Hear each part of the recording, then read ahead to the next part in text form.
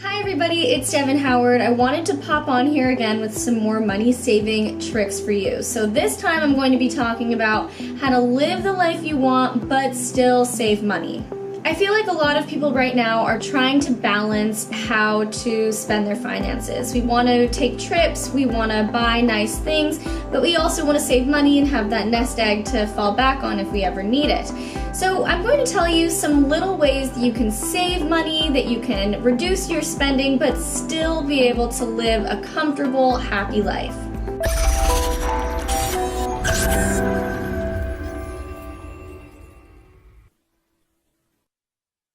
Okay, so tip number one, utilize the extra space in your house. And what I mean by this is if you have a spare bedroom, if you have, a spot open in your living room, even if you're just putting up a couch, you can advertise these spaces for people to come stay. You can do that on Airbnb, you can do it on Craigslist, and you can get people who are looking for a place to stay, maybe short term, maybe long term, maybe it's just for a weekend, but you'll be able to charge money for people coming into your home and staying there, and you'll be able to put that money away for a rainy day, or you can use it to even help out with your own rent. Tip number two, take advantage of ride-sharing services like Uber or Lyft.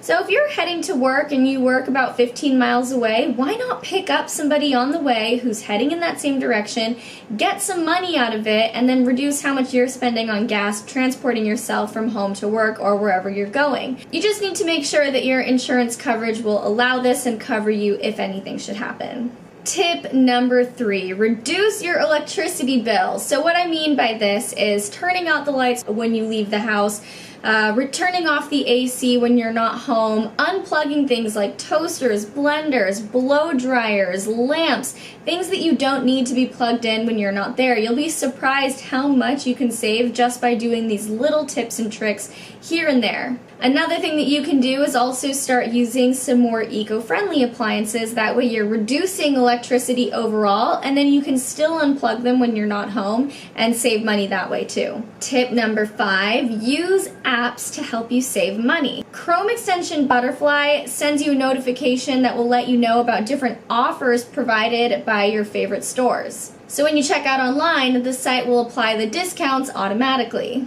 Ebates is another great site. It'll actually send you cash back when you make purchases on some of their different retailers that they work with. And finally, make sure that you are comparing prices. Compare.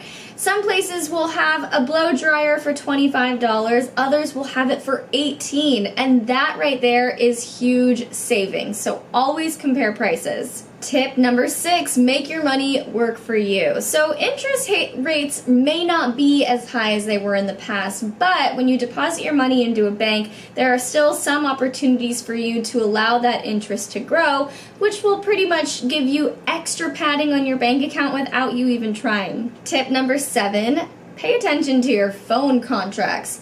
I have fallen victim to this so many times. I have finally learned my lesson, but phone contracts have a lot of hidden fees. So one way that you can avoid these hidden fees and reduce your phone bill altogether is by getting a prepaid plan. I really like Tello. Tello offers a prepaid plan with top quality wireless coverage and fast internet service. Tip number eight. So this one might be an unusual one, but it's actually to get your groceries delivered. Okay, so let's think about it. When you need to go to the store, you're driving there, you're looking for parking, you're walking through the aisles, you have all these opportunities to pick up things that you didn't actually need and put them in your cart. But when you use something like Instacart, you'll actually be able to have them compare prices from different stores in your area so that you don't even have to really do any of that. You can specify what you're looking for, so maybe you're looking for soft mangoes or small cucumbers, so you can actually specify. And ultimately, it will save you time because you won't be driving to the store, you won't be walking down the aisles, and it'll save you money because you'll be able to compare prices from all the different grocery stores in your area. So Instacart will allow you to work a longer hour, maybe put in, if you're doing a ride-sharing service, you'll be able to ride for an extra hour and earn money while you're getting your groceries delivered. Tip number 9, buy things in bulk. So stores like Costco and Sam's Club offer things like toilet paper, paper towels, even like mixed nuts and almond butter in bulk. And the savings that you get by buying such large quantities of an item are huge. You can save hundreds or even thousands of dollars a year by buying things in bulk. Dollar Days is a site that allows you to find the best wholesale bargains for different products that you're looking for. Dollar Days is cool because there's no membership fees for things like Costco and Sam's Club. You have to buy a paid membership. It's not very much a year, and the savings that you get back makes it actually really worth it. But if you're trying to avoid a paid membership, check out Dollar Days. Tip number 10, go thrift store shopping. This is one of my favorites because I love shopping, but I hate seeing how much I end up spending when I'm going to Nordstrom or Forever 21. Secondhand stores are a great way to get some really trendy, cool, unique articles of clothing without buying the brand new version. Sometimes you can even stumble upon a designer label, which is my favorite.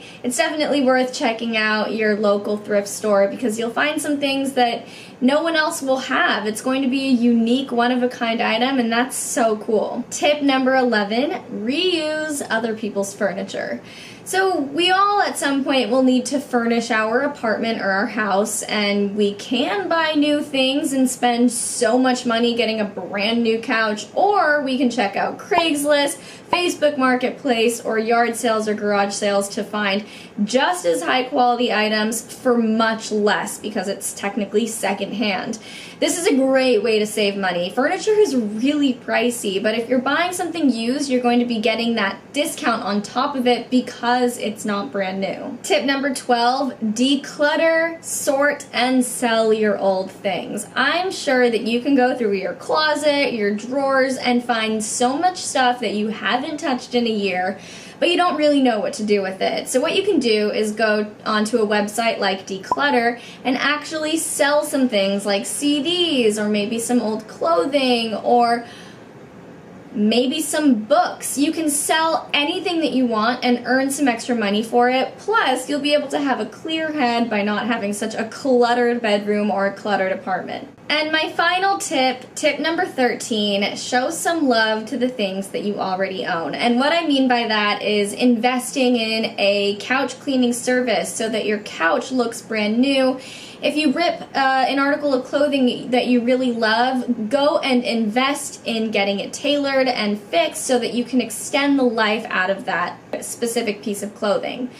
If we take care of the things that we already own, especially expensive things like laptops, cameras, and cell phones, we'll be able to extend their life for so much longer, and you won't have to worry about replacing these things in a year or 2 years or however long. And sometimes spending a little bit extra to take care of them, to make sure your camera gets cleaned or your couch gets cleaned or whatever it is, will actually end up helping you save money in the long run because you just won't have to go and replace it.